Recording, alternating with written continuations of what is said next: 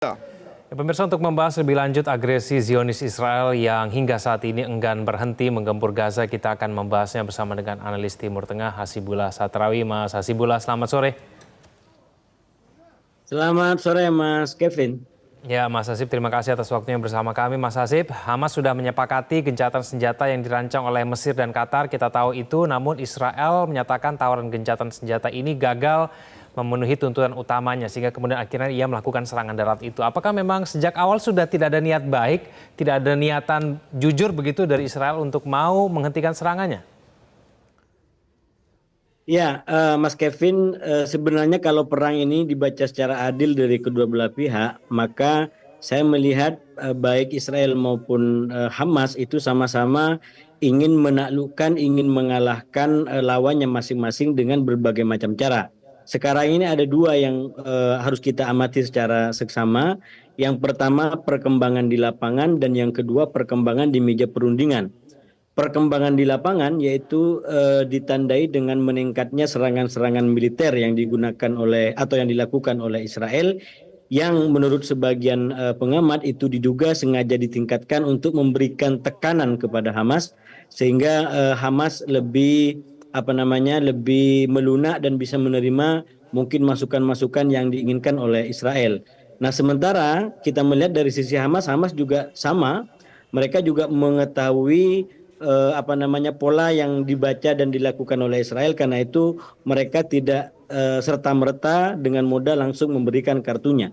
Bahkan kalau kita ikuti perkembangan terbaru ini kan saya mengibaratkan seperti pertandingan tarik tambang yang selama ini bersikeras masing-masing, yaitu bahwa Israel ingin genjatan senjata itu hanya sementara dan Hamas segera diakhiri. Nah, sementara Hamas itu menginginkan genjatan senjata yang permanen atau penghentian perang dan pembebasan warga Palestina termasuk kemerdekaan Palestina. Nah, ini kan sebenarnya ujung tali yang dipegang oleh kedua belah pihak, dan Israel mencoba menggunakan isu Rafah itu untuk memberikan tekanan lebih kuat kepada Hamas agar dia melepaskan pegangannya selama ini, dan sampai 2 hari terakhir itu tidak berhasil. Bahkan perundingan yang sebelum yang terakhir yang sedang berjalan itu deadlock dilakukan di Kairo karena masing-masing pihak tidak mau berkompromi dengan keinginan pihak lain, hingga akhirnya Israel meningkatkan kembali instalasi dan hampir bersamaan kemudian Hamas secara serentak itu menyepakati beberapa prinsip yang sekarang itu dijadikan dasar awal untuk melakukan rekonsiliasi lanjutan di Kairo kembali. Apa itu? Ya. Yaitu bahwa Hamas menerima prinsip genjatan senjata sementara.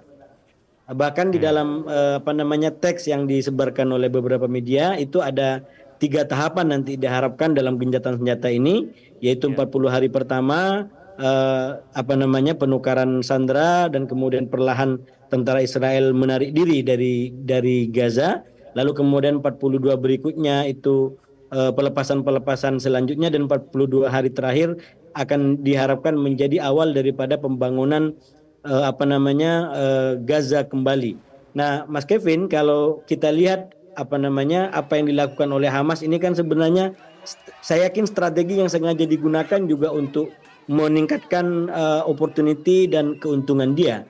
Dan kalau saya lihat itu sedikit banyak ada benarnya, karena minimal dengan adanya persetujuan terhadap dokumen ataupun perjanjian yang diajukan itu atau prinsip prinsip gencatan senjata sementara itu membuat Amerika paling tidak lebih optimistik, ya. Sekarang bahkan yang paling optimis dan meminta untuk semua pihak sungguh-sungguh dalam melanjutkan perundingan ini adalah justru Amerika, karena Amerika meyakini bahwa dengan persetujuan Hamas terakhir terhadap prinsip gencatan senjata sementara itu, Amerika punya keyakinan secara optimis bahwa ini bisa mendekatkan hal-hal prinsipil yang selama ini berbeda di antara Hamas dengan Israel. Begitu, Mas Kevin, perkembangan terbarunya. Amerika Serikat yang menghentikan sementara pengiriman pasukan senjata ke Israel ini, apakah bisa kita artikan bahwa tekanan untuk menghentikan serangan ke Gaza ini sedikit membuahkan hasil? Saya rasa itu salah satu bukti nyata daripada keberhasilan strategi Hamas dalam menghentak terakhir di di menit-menit terakhir pada saat Israel menyerang lalu kemudian dia setujui untuk klausul mengenai gencatan senjata sehingga nah ini kalau bahasanya Hamas sekarang bola berada di Israel bahkan berada di Amerika karena selama ini mereka sangat menginginkan agar Israel tidak melakukan invasi di Rafah yang sekali lagi ancamannya adalah tragedi kemanusiaan yang semakin besar dan semakin masif menimbulkan korban di kalangan orang-orang masyarakat sipil yang tidak punya kemampuan militer. Mas Kevin. Ya, Mas Hasib, ini kan perundingan yang deadlock ini lagi-lagi memberikan korban kepada warga Palestina begitu ya. Terakhir kan militer Israel ini memaksa warga Palestina di bagian timur Rafah untuk mengungsi ke kawasan Al-Mawasi di pesisir selatan Gaza. Menurut Anda masih ada tempat yang aman begitu untuk warga Palestina melihat kondisi perundingan yang selalu deadlock ini? Ya, saya rasa kalau kita melihat situasi yang terjadi sekarang, semua sadar bahwa kenapa menjadi khawatir dengan serangan ini, karena sudah tidak ada lagi tempat berlindung kembali bagi masyarakat Gaza dan sekali lagi serangan ini akan menimbulkan tragedi lebih besar. Nah, oleh karena itu menurut saya ini adalah momen yang juga bisa diambil oleh masyarakat dunia untuk membuktikan bahwa komitmennya yang selama ini mengecam dan tidak menginginkan Israel menyerang Rafah karena alasan tadi, maka ketika Israel melakukan serangan itu menurut saya dunia harus betul-betul menyikapi ini secara serius dan memberikan kayak semacam reaksi balik yang membuat Israel juga tidak mau main-main dengan prinsip dunia.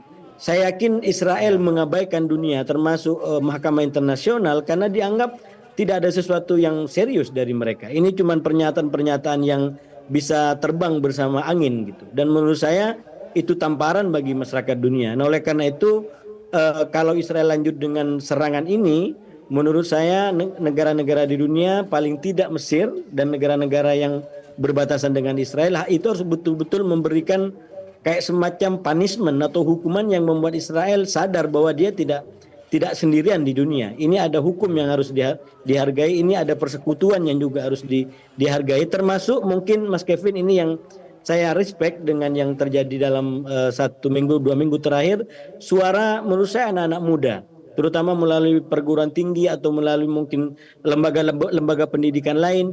Menurut saya ini adalah saatnya masyarakat dunia untuk bersuara, yaitu bersuara untuk perdamaian, bersuara untuk masa depan yang lebih dialogis, yang lebih menghormati satu sama lain. Saya buru-buru ingin menekankan ketika saya memberikan pandangan keras terhadap Israel, tidak berarti saya memiliki pandangan anti Yahudi atau anti Israel sebagai bangsa. Sekali lagi saya justru ingin perang ini diakhiri dan untuk memberikan solusi dua negara yang itu akan lebih menjamin kedamaian bagi warga Israel dan kedamaian bagi warga Palestina.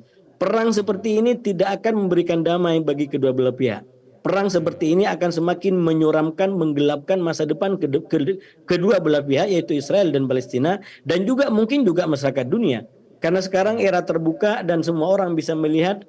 Coba mari kita lihat apa yang diambil oleh anak-anak yang menonton ini dalam 7 bulan terakhir ini sejak 7 Oktober. Itu kan sebenarnya juga dampak yang tidak ringan bagi masyarakat kita. Nah, oleh karena itu saya respect dan saya mendukung untuk anak-anak muda ini terus bersuara termasuk mungkin melalui perguruan tinggi atau lembaga pendidikan lain. Minimal ini membuktikan bahwa mereka tidak ingin dibebani oleh sejarah-sejarah konflik masa lalu.